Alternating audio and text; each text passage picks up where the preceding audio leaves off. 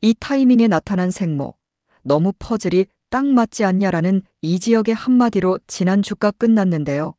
그 말 한 줄이 사람들 가슴속에 조용히 심어놓은 폭탄처럼 오늘 하나씩 터지기 시작합니다. 지난밤 카페가 문 닫을 무렵까지도 지은호는 멍한 얼굴로 싱크대를 닦고 있었고요.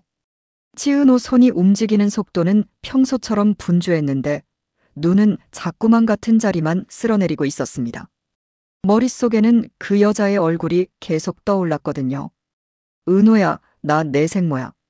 낯익지 않은 목소리, 낯선 눈빛, 그런데 이상하게 뭔가 닮아있는 인매. 그 여자가 그렇게 말했을 때 지은호는 손에 쥐고 있던 머그잔을 떨어뜨릴 뻔했었더라고요. 그리고 그 장면을 뒤에서 지켜보던 이지혁이 밖으로 나와 담배 한 개비도 피우지 못한 채 내뱉은 말이 바로 그거였습니다. 이 타이밍에 나타난 생모. 너무 퍼즐이 딱 맞지 않니? 지호한테 성의 이모님 간 이식받게 하려고 온 거라고. 난 그렇게밖에 안 보이는데. 그때는 아무도 대답을 하지 못했는데요. 지금 각자의 자리에서 그 말이 조금씩 다른 모양으로 자라나고 있었습니다. 이지혁은 집으로 돌아가는 길 내내 자기 입으로 꺼낸 말을 씹고 또 씹었습니다. 입천장이 다 헐 것처럼 말 한마디가 자꾸 입안에서 돌아다녔거든요. 내가 너무했나 근데 너무 딱 맞잖아. 이지혁 머릿속에는 고성희의 얼굴이 떠올랐습니다. 박성재의 새어머니, 박영나의 친엄마 그리고 지금 간 이 시기 아니면 살기 어렵다는 진단을 받은 사람. 며칠 전 병원 복도에서 우연히 들었던 의사들의 대화가 자꾸 귓가를 때렸습니다. 조건 맞는 가족이 없다고. 유일하게 맞는 타입이 비혈련 쪽에서 하나 있다는데요. 그 비혈련이 누구냐고 물었을 때 의사가 슬쩍 고개를 돌리며 했던 말도요. 박 회장님 쪽에서 자세한 건 나중에 말씀하신다고. 그 나중이 혹시 오늘 카페에 나타난 그 여자인 건지. 그리고 그 여자가 들고 온 출생의 비밀이라는 카드는 지은호를 수술대에 올리기 위한 장기적 설계는 아닌지. 이지혁 가슴이 불편하게 쪼그라붙었는데요. 어릴 적부터 정직하고 성실하게만 살아온 아버지 이상철과 사람 좋은 미소로 남들을 챙기던 어머니 김다정의 얼굴이 떠올랐습니다. 그런 부모 밑에서 정직이 답이다 배우며 자란 자기라서 더더욱 이런 계산이 섞인 냄새를 견딜 수가 없었죠. 그 시각 박성재는 회사 지하 주차장에서 차에 기대 서 있었습니다. 손에 쥔 담배는 불도 붙이지 않은 채 자꾸만 부러질 듯 구겨지고 있었고요. 지혁이가 어떻게 그런 말을 하지? 성재는 믿고 싶지 않았습니다. 고성희는 분명 욕심도 많고 계단보다 엘리베이터를 좋아하는 사람이긴 하지만 그래도 자신의 어머니였습니다. 가난한 집 딸이 재혼 하나로 신분 상승을 한 여자 맞지만요. 그래도 집에 들어온 날부터 성재에게만큼은 어색한 미소라도 억지로 붙이며 성재야 하고 불러주던 사람이었습니다. 이 타이밍의 생모. 성재는 턱을 굳게 다물었습니다. 자신의 아버지 박진석이 이미 모든 걸 알고 있을지도 모른다는 생각이 동시에 스쳤고요. 만약 그렇다면 이건 단지 고성이 혼자 꾸민 일이 아니게 되는 거니까요. 그러면 우리 집 전체가 한 사람 간을 노리고 움직였다는 소리잖아. 그 상상을 떠올리는 것만으로도 성재는 속이 울컥했는데요. 눈앞에 지은호 얼굴이 떠올랐습니다. 밝고 해맑고 가끔은 바보 같을 만큼 성실해서 카페에서 새벽까지 일하고도 인테리어 도면을 붙들고 있던가 보쌈. 알고 보니 자신을 좋아했다는 고백을 했었지만 그날 그는 나 결혼 생각 없다고 비혼주의를 앞세워 매몰차게 잘라냈었죠. 그런 지은호에게 또다시 자기 집안이 상처를 주고 있는 건 아닌가 하는 죄책감이 목을 죄었습니다. 카페가 완전히 텅 비고 나서야 지은호는 의자 하나를 끌어와 서서히 앉았습니다. 다리가 후들거려서 더는 서 있기가 어렵더라고요. 지호야. 정리까지 도와주려 남아있던 지강호가 조심스럽게 불렀습니다. 누나의 얼굴이 너무 하얗게 질려 있었거든요. 괜찮아, 강호야. 그냥 좀 웃기지 않냐. 지은호는 억지로 웃어 보이면서도 표정이 금방 일그러졌습니다. 내 생모가 따로 있을 수도 있다. 이건 모 드라마에서 많이 보던 설정인데.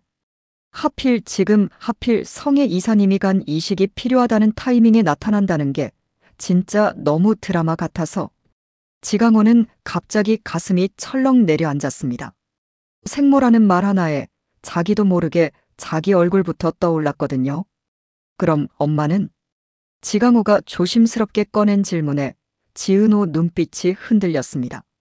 누군가를 의심하는 것도 사랑하는 사람을 의심하는 것도 익숙하지 않은 사람이었기에 그 흔들림이 더 아프게 느껴졌습니다. 엄마는 그냥 우리 엄마지. 누가 뭐래도 나한텐 정순이가 엄마야. 근데 말이야, 강호야, 사람 마음이 꼭 그렇게 단순하지만은 않잖아. 만약 진짜 생모가 따로 있다면 왜 나를 버렸는지, 왜 지금 나타났는지 알고 싶어지긴 하더라. 지강호는 대답 대신 고개만 끄덕였습니다. 언제나 난 누나만큼 잘난 게 없다고 툴툴거리던 마음속 한구석에서 묘한 두려움이 피어올랐거든요. 혹시 나만 엄마 진짜 자식 아니면 어쩌지? 그 말은 끝내 입 밖으로 나오지 않았습니다. 그렇게 말하는 순간 자기 인생이 통째로 뒤집히는 것 같았거든요.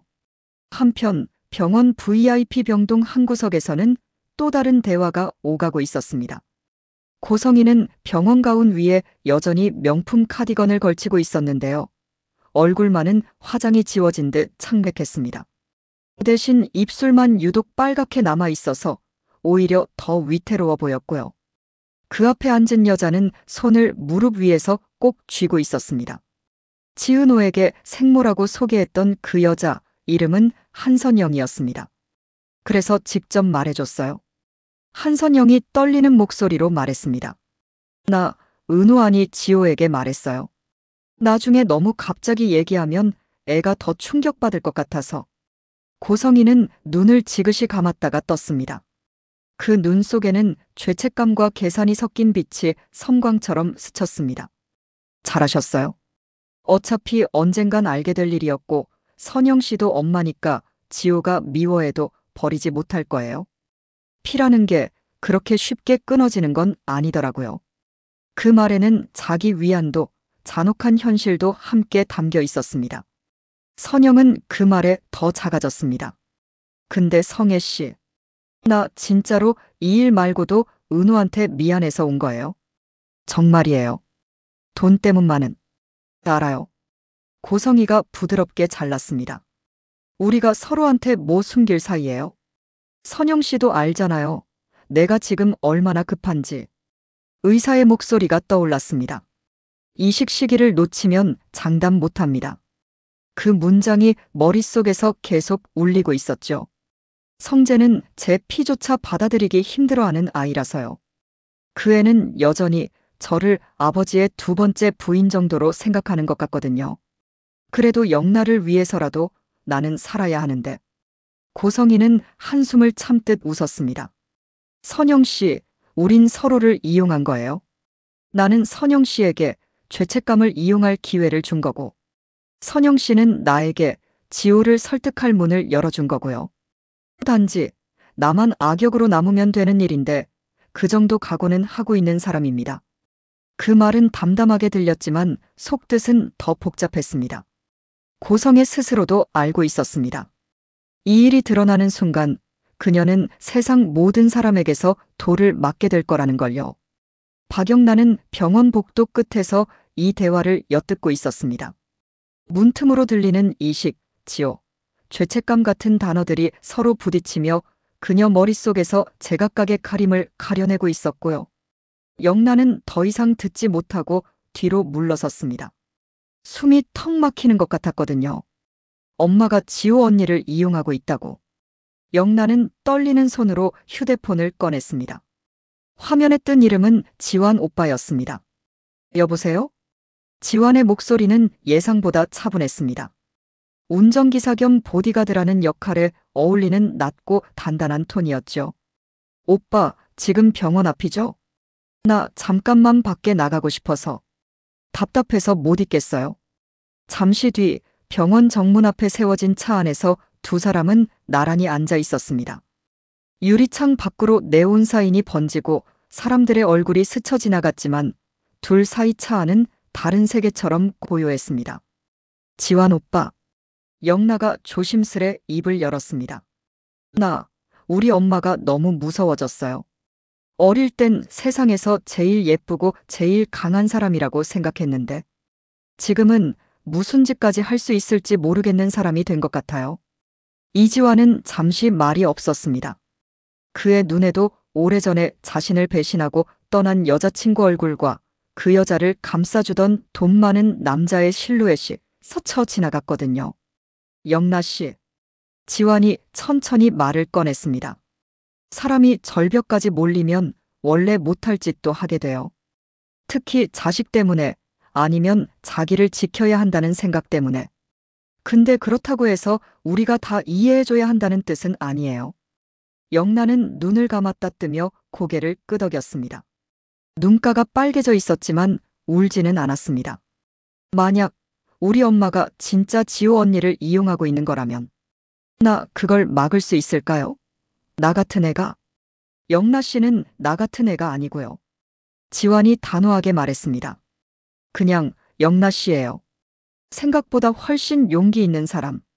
그 말은 어설픈 위로 같으면서도 묘하게 힘이 있었습니다. 영나는 그 말을 들으며 손등을 꼭 쥐었습니다. 그래, 나도 뭔가 할 수 있겠지. 적어도 모른 척하는 사람은 되지 말자. 그 결심이 아직은 작고 어설펐지만요.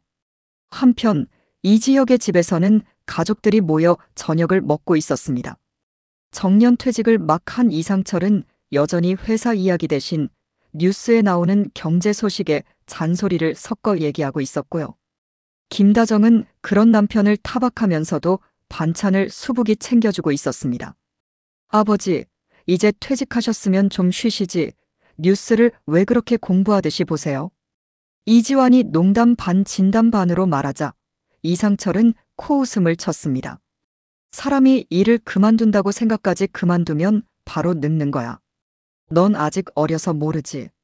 그러면서도 이상철은 눈길을 슬쩍 장남 이지혁에게로 보냈습니다. 요즘 부쩍 표정이 무거워진 아들을 보고 있었거든요. 지혁아, 너 요즘 피곤해 보인다. 회사 일 때문이냐 아니면? 아버지, 그만. 지혁 오빠한테 또 인생 상담 시작하실 거예요? 막내 이수빈이 웃으면서 말을 가로챘습니다. 패션 크리에이터답게 오늘도 화려한 귀걸이와 세련된 메이크업을 하고 있었는데요. 말투는 여전히 애교 섞인 딸내미 그대로였습니다. 오빠, 요즘 카페 가서도 멍하니 있을 때 많다던데요? 지호 언니 때문이죠, 솔직히. 수빈아. 이지혁이 낮게 한마디 했지만 수빈은 눈을 반짝이며 물러서지 않았습니다. 아, 나 다 안다니까요. 지호 언니가 지금 무슨 일 겪는지 엄마도 다 알고 계시잖아요. 엄마, 그 얘기 해줘요, 아빠한테. 사람들 다 아는데 아빠만 모르고 계시는 것 같아서. 김다정이 난처하게 웃었습니다. 당신 지순이 여사님 알지? 그 식당 하시는 분. 그 딸이 지은호인데 그 애한테 생모라는 여자가 나타났다더라고요. 하필 박 회장님 집이랑 묶여가지고. 이상철 눈이 이상하게 가늘어졌습니다. 박진석, 그 이름은 그에게도 익숙했습니다. 금수저 박성재의 아버지, 재벌 2세라는 제목이 늘 따라붙는 인물. 지혁아. 이상철이 다시 아들을 불렀습니다. 너 그 일에 끼어있지? 이지혁은 대답 대신 물만 한 모금 마셨습니다. 그러다 조용히 고개를 끄덕였습니다. 네. 제가 좀 끼어 있습니다. 그리고 계속 끼어 있을 것 같고요. 김다정이 아들의 얼굴을 바라봤습니다. 언제부터인지 아들의 눈빛에 책임감과 죄책감이 함께 섞여 보이기 시작했거든요. 지혁아, 엄마가 딱 하나만 말할게. 누굴 도와주려면 내가 먼저 무너지지 않는 선까지만 해. 그 선 넘어가면 도움도 아니고 희생도 아니고 그냥 둘 다 망가지더라. 그 말은 젊은 시절 교사로 지내며 수없이 많은 아이들과 부모를 보며 배운 김다정 나름의 진리였습니다. 이지혁은 그 말을 가만히 삼켰습니다. 그리고 마음속으로 다짐했습니다. 그래, 내가 지호를 지키겠다고 나서놓고 지호보다 먼저 무너지면 안 되지. 다음 날 병원에서 공식적인 자리가 마련되었습니다. 박진석이 직접 주재하는 자리였고 고성희와 박성재, 박영나가 한쪽에 앉아 있었고요. 반대편에는 정순이와 지은호, 지강호가 앉아 있었습니다. 그 사이 어딘가 중간에서 애매한 위치로 서 있는 사람이 바로 이지혁이었고요. 먼저 이렇게 불쑥 자리를 마련하게 돼서 죄송합니다. 박진석이 말문을 열었습니다. 호탕하기로 유명한 그이지만 오늘만큼은 목소리에 묵직한 그림자가 끼어 있었습니다. 이 일은 사실 우리 집안의 문제로만 끝내고 싶었어요. 근데 상식적으로도 양심적으로도 그렇게 하기 어려운 지점까지 와버렸습니다. 고성희는 입술을 깨물며 고개를 숙이고 있었고 박성재는 굳은 얼굴로 손을 모으고 있었습니다. 박영란은 계속해서 지은 옷 쪽을 힐끗거리며 눈치를 보고 있었고요. 제 아내 성희가 간 이식이 필요합니다. 가족들 중에서는 아무도 조건이 맞지 않았습니다. 그런데 박진석이 말을 멈추고 지은호를 바라봤습니다. 우연이라고 하기에는 너무 절묘한 인연이 하나 있더군요. 지은호 씨, 당신이. 그때 문이 벌컥 열렸습니다. 모든 시선이 동시에 문 쪽으로 쏠렸고요. 문 안으로 들어온 사람은 한선영이었습니다. 지은호에게 자신을 생모라고 밝힌 그 사람. 저도 여기 있어야 할 것 같아서요. 한선영의 손이 떨리고 있었지만 눈빛만큼은 도망치지 않으려는 사람의 각오가 담겨 있었습니다. 정순이의 얼굴이 하얗게 질렸습니다. 자기가 평생 숨겨온 죄가 이제야 빛 아래로 끌려 나오는 것 같은 느낌이었거든요. 선영 씨, 여기까지 안 와도 된다 했잖아요. 정순이가 낮게 말했습니다. 목소리에는 원망과 걱정이 뒤섞여 있었습니다. 순이 언니 미안해요. 근데 나 이제 도망 안 치려고요. 적어도 은우 앞에서는. 그 말을 들은 순간 지강호 눈빛이 미묘하게 흔들렸습니다. 언니. 어머니 입에서 나온 그 호칭 하나에 머릿속에서 오래된 퍼즐 조각들이 뒤섞이기 시작했습니다. 박진석은 깊은 숨을 내쉬고 말을 이었습니다.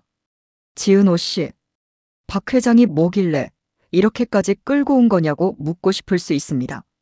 근데 솔직히 말해서 우린 당신이 아니면 안 되는 상황에 놓였습니다. 지은호의 손이 테이블 아래에서 꼭 쥐어졌습니다. 얼마 전에 비공식적으로 간 이식 적합 검사 결과를 봤는데요. 당신이 제 아내에게 유일하게 맞는 사람입니다. 순간 공기가 확 줄어든 것처럼 느껴졌습니다. 누구도 숨을 제대로 쉬지 못했고요. 그래서 생모라는 사람을 갑자기 보내서 나를 흔들어 놓으려고 한 거냐고요? 지은호가 조용히 물었습니다. 목소리는 낮았지만 눈빛은 또렷했습니다. 정확히 말해줘요, 회장님. 이게 다 짜여진 각본이었는지 아니면 진짜 우연히 겹친 건지. 박진석은 잠시 눈을 감았다 떴습니다. 입술이 굳게 다물렸다가 다시 열렸습니다. 우연에서 시작됐습니다. 근데 어느 순간부터 계산이 섞이기 시작했죠. 그 부분은 제가 부정할 수가 없습니다. 그 순간 고성희가 자리에서 벌떡 일어났습니다. 진석 씨. 그녀는 박진석을 바라보다가 곧바로 지은호를 향해 돌아섰습니다. 맞아요. 나도 죄가 있어요. 선영 씨를 찾은 건 나고 그 사람한테 은호 아니 지호 얘기를 꺼낸 것도 나예요. 근데 난 진짜로 살고 싶었어요. 영나 내 딸 때문에라도. 나 다시 그 가난으로 돌아가기 싫어요. 아무것도 지켜주지 못하는 엄마로 남는 거 너무 싫다고요. 그 말은 비겁하게 들리면서도 한편으로는 처절하게 솔직했습니다. 그러나 지은호의 귀에는 단 한 문장만 냉정하게 박혔습니다. 선영 씨를 찾은 건 나고. 이미 전날 카페 뒤편 골목에서 우연히 들었던 대화가 그녀 머릿속에 선명하게 떠올랐습니다. 성혜 씨 약속 지켜요. 더는 도망 안 갈 테니까. 당연하죠. 선영 씨가 지호만 설득해주면 나도 선영 씨 빚 다 정리해드릴게요. 그때는 반신반의했던 단어들이 이제는 완벽하게 문장을 이루고 있었습니다. 결국 내 몸값이었네요. 지은호가 낮게 웃었습니다. 어디서 그런 웃음이 나왔는지 본인도 모를 만큼 냉소적인 웃음이었죠. 내간 내 몸뚱이가 선영 씨 빚이랑 이사님 목숨이랑 맞바꾸는 거래의 화폐였다는 거잖아요. 살면서 별별 꼴을 다 본다고들 하는데 이런 건 상상도 못했네요. 정순이가 자리에서 벌떡 일어났습니다. 은호야, 그게 엄마도 나도. 엄마. 지은호가 그녀를 바라봤습니다. 눈가에는 눈물이 맺혀 있었지만 목소리는 또박또박했습니다. 엄마가 날 키워준 거 나 몰라주지 않아요. 엄마가 없었으면 나 여기까지 못 왔을 거라는 것도 알아요. 근데 한 가지는 꼭 물어봐야겠어요. 정순이의 손이 부들부들 떨렸습니다. 엄마, 나 처음부터 엄마 친딸 아니었어요? 그 질문이 떨어지는 순간 정순이의 눈에서 눈물이 주르륵 흘렀습니다.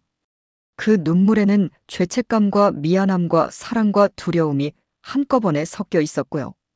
그래, 아니다. 넌 내 배에서 나오지 않았다. 근데 은호야, 내가 너 버린 적 있어? 내가 너를 내 딸 아니라고 생각한 적 한 번이라도 있어? 그 말에 지강호의 얼굴도 굳어졌습니다. 자기가 평소에 입버릇처럼 했던 말이 떠올랐거든요. 누나는 엄마가 더 좋아하지. 이제 그 말이 전혀 다른 의미로 다가오고 있었습니다. 자리 분위기가 완전히 얼어붙을 즈음 이지혁이 조용히 일어섰습니다. 지금 누구보다도 냉정을 유지해야 할 사람이 자신이라는 걸 본능적으로 알고 있었거든요. 지혁. 그는 지은호를 향해 부드럽게 불렀습니다. 지금 어떤 선택을 하든 내가 해도 되는 고민이냐부터 먼저 생각해봐. 지은호가 그를 바라봤습니다. 어릴 때부터 사람들 사이에서 책임감을 먼저 떠안고 살던 이 남자의 눈에는 지금 오직 한 사람만 담겨 있었고요. 장기 이식 얘기는 원래 환자 쪽에서 간절히 부탁해야 하는 거잖아. 근데 지금 이 상황은 내가 오히려 죄 지은 사람처럼 궁지에 몰려 있잖아. 이건 좀 이상하지 않냐? 박성재가 그 말에 참다 못해 입을 열었습니다. 지혁아, 그만해. 우리 엄마 이렇게까지 속 다 까보이면서 살려달라고 하는데 그걸 이상하다고만 말하는 건 너무하잖아. 이지혁은 친구를 향해 시선을 돌렸습니다. 둘 사이 공기가 단단해졌습니다. 성재야, 나도 내 엄마 살고 싶어 하는 마음 이해해. 근데 방법이 잘못된 건 지적해야지. 너도 알잖아. 지호가 예전에 널 얼마나 좋아했는지. 그 마음 이용해서 또 한 번 상처 주는 건 친구로서 난 못 보겠다. 그 말에 박성재 얼굴이 미세하게 일그러졌습니다. 결코 모르는 사실이 아니었습니다. 지은호가 자기에게 고백했을 때 그는 비혼주의를 방패처럼 내세워 미안하다는 말 한마디만 남겼고 그 뒤로도 아무것도 책임지지 않았으니까요. 나도 알아. 그래서 요즘 밤마다 그 생각만 난다고. 박성재가 낮게 내뱉듯 말했습니다. 지호야. 그는 마침내 지은호를 향해 고개를 돌렸습니다. 나는 내가 우리 엄마 살려달라는 말 못하겠다. 너한테 그런 부탁할 자격 나한테 없는 것 같아서. 근데 우리 엄마가 분명 잘못했어도 죽을 죄 지은 건 아니잖아. 그래도 한 번만 생각해 줄 수 있냐고 그 말 정도는 하게 해줘. 그 부탁은 간절했지만 동시에 비겁했습니다. 자신은 부탁할 자격이 없다고 말하면서도 결국 부탁을 하고 있었으니까요. 지은호는 한동안 아무 말이 없었습니다. 마음속에서 수많은 목소리가 뒤엉켜 있었거든요. 엄마가 아니라고. 근데 날 키워준 건 엄마야. 생모. 이제 와서 왜? 근데 정말 피가 이어져 있다면 나도 궁금한 게 많아. 성의 이사님. 나한테 늘 정중했고 카페 인테리어 의뢰도 해주고 사람들 앞에서 칭찬도 아끼지 않았는데 그 뒤에 이런 거래가 있었다고. 그리고 마지막으로 한 목소리가 또렷하게 떠올랐습니다. 바로 어젯밤 이지혁이 했던 말이었죠. 이 타이밍에 나타난 생모. 너무 퍼즐이 딱 맞지 않냐. 퍼즐이라는 단어가 이제는 그림을 완성하기보다 그림을 찢어버리는 칼날처럼 느껴졌습니다. 회의실 공기가 더 무거워질 즈음 갑자기 정순이가 가슴을 움켜쥐었습니다. 순이 여사님? 김다정이 서둘러 다가가 부축했습니다. 지켜보고만 있던 그녀는 더 이상 버티지 못하고 회의실 안으로 들어와 있었거든요. 괜찮으세요? 숨이 막히시는 거예요? 정순이 얼굴이 창백하게 변했습니다. 괜찮다고 말하려 했지만 입술에서 나온 건 거친 숨뿐이었습니다. 엄마. 지은호가 자리에서 벌떡 일어났습니다. 엄마, 왜 이제까지 말 안 했어? 몸 안 좋은 거. 그제야 사람들이 기억해냈습니다. 정순이가 몇 달 전부터 자주 병원을 드나들었다는 소문을. 위가 안 좋다, 혈압이 올랐다는 말을 대수롭지 않게 넘겼던 과거를요. 은호야. 정순이가 겨우 입을 열었습니다. 나는 내 간도 필요 없고 내 눈물도 내 원망도 다 괜찮다. 근데 한 가지만 잊지 마라. 누가 널 낳았건 널 키운 건. 그 말은 끝까지 이어지지 못했습니다. 정순이의 몸이 힘없이 앞으로 쓰러졌고 곧바로 의료진이 뛰어들어왔습니다. 회의실은 순식간에 난장판이 됐고요. 고성이는 자신도 환자임을 잠시 잊은 듯 그 모습을 바라봤습니다. 그 얼굴에 떠오른 감정은 아주 복잡한 색이었습니다. 저 사람도 엄마네. 그 사실 하나가 고성이의 가슴 한구석을 묵직하게 눌렀습니다. 자신이 지키고 싶은 딸이 있는 것처럼 저 사람도 지키고 싶은 딸이 있을 테니까요. 한순간 이식받는 사람과 간을 내주는 사람, 그리고 그 주변을 둘러싼 부모들 모두가 같은 절벽 끝에 서 있는 것처럼 보였습니다. 정순이가 급히 응급실로 실려나간 뒤 병원 복도에는 사람들의 숨소리만 남았습니다. 지은호는 복도 끝 의자에 멍하니 앉아 있었고 그 옆에는 이지혁이 조용히 서 있었습니다. 누군가를 위로하려고 애쓰는 사람 특유의 서툰 침묵이 둘 사이를 채우고 있었고요. 지혁 선배. 한참 만에 지은호가 입을 열었습니다. 나 어떻게 해야 되는지 하나도 모르겠어요. 누굴 미워해야 하고 누굴 믿어야 하는지도 모르겠고요. 그냥 다들 나한테 뭔가를 계속 요구하고 있는 것 같아요. 용서해라, 사랑해라, 구해줘라. 이지혁은 그녀 옆에 천천히 앉았습니다. 그리고 조심스럽게 말을 꺼냈습니다. 지호야. 사람이 절벽 끝에 서 있으면 제일 먼저 해야 하는 건 누굴 구할까가 아니고 나부터 떨어지지 말자라는 생각이래. 우리 아버지가 그랬어. 회사에서 구조 조정할 때 본인이 사표 내고 사람들 지키려고 했다가 오히려 다 같이 힘들어지는 거 보곤 그 말 자주 하시더라. 지은호가 그를 바라봤습니다. 그 눈빛에 조금씩 물기가 고였습니다.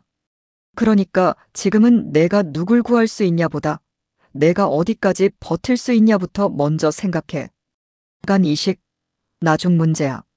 넌 아직 정보도 다 못 들었고 감정도 정리 안 됐잖아. 근데 선배. 지은호가 힘겹게 웃었습니다. 세상은 기다려주질 않잖아요. 병은 기다려주지 않고 사람들은 자꾸 촉박하게 만들고 나 하나 고민하는 사이에 누군가는 진짜로 죽을 수도 있잖아요. 그래도 이지혁이 단호하게 말했습니다. 누군가의 생명을 살리자고 하면서 그 시작이 거짓말과 조작이면 나중에 누구도 진심으로 고마워할 수 없게 돼. 그때 가면 너는 평생 내 선택을 후회하면서 살아야 하고 난 내가 그런 삶 사는 거 싫어. 그 말은 고백 같기도 하고 선언 같기도 했습니다. 지은호는 한순간 숨이 멎는 느낌을 받았습니다. 선배, 왜 자꾸 나 편만 들어줘요? 내 편 들 사람 많지 않잖아. 이지혁이 웃으며 대답했습니다. 성재는 자기 엄마 편 들어야 하고 영란은 아직 너무 어리고 선영 씨도 자기 죄책감으로 이미 허우적거리는 사람 같고 그러니 너 편은 나한테 맡겨. 그 단순한 말이 이상하게도 지은호의 마음을 조금 진정시켰습니다. 완전히 해결되진 않았지만 최소한 혼자가 아니라는 느낌이 들었거든요. 그날 밤 병원 옥상에서는 또 다른 선택이 만들어지고 있었습니다. 박영란은 난간에 기대 서서 아래를 내려다보고 있었고 옆에서는 이지환이 조용히 서 있었습니다. 지호 언니가 간을 주겠다고 하면 좋겠냐고.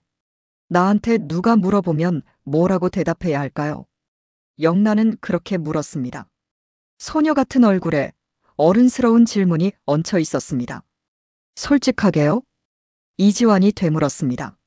난 싫다고 할 것 같은데요. 적어도 지금처럼 거짓말이랑 거래가 섞인 상태에서는 더더욱요? 그럼 엄마가 죽어도요. 누가 죽느냐보다 어떻게 살아왔는지가 더 중요하다고 믿는 편이라서요. 이지환이 조용히 말했습니다.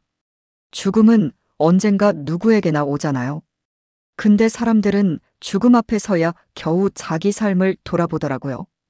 영라 씨 엄마가 지금 느끼는 공포도 어쩌면 자기 죽음보다 자기가 살아온 방식이 한꺼번에 심판받는다는 느낌일 수도 있어요. 영란은 그 말을 오래 곱씹었습니다.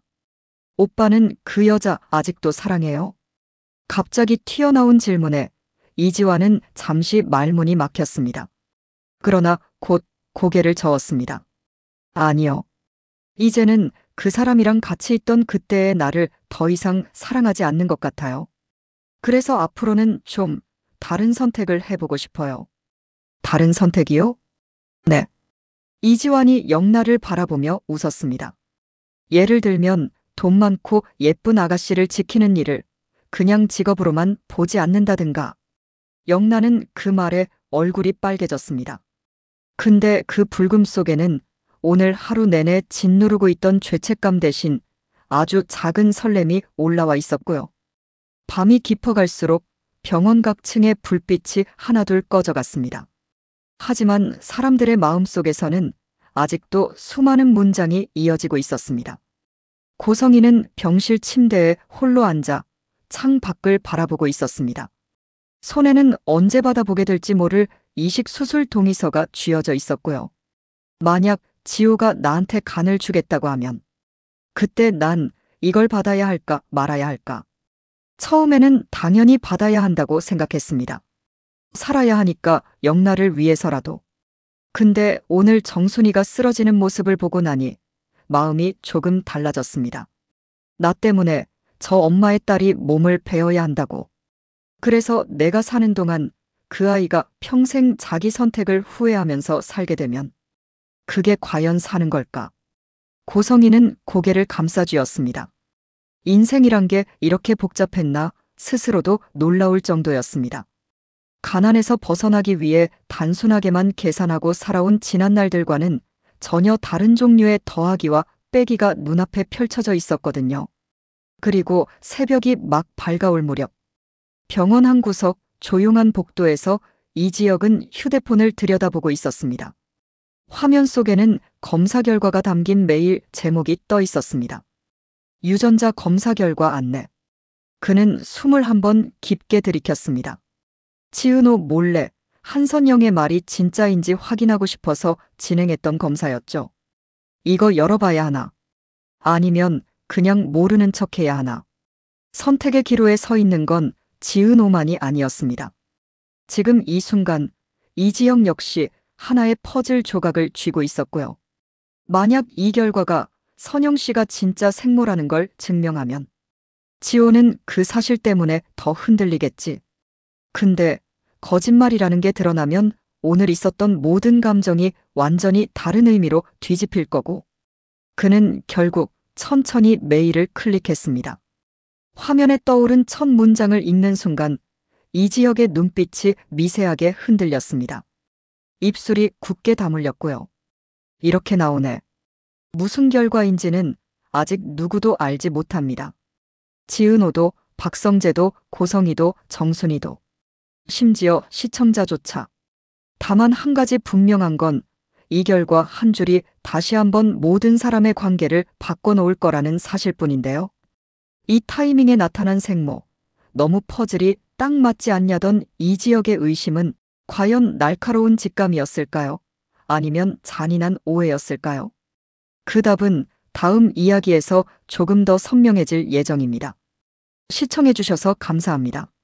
구독, 좋아요는 영상 제작에 큰 힘이 됩니다.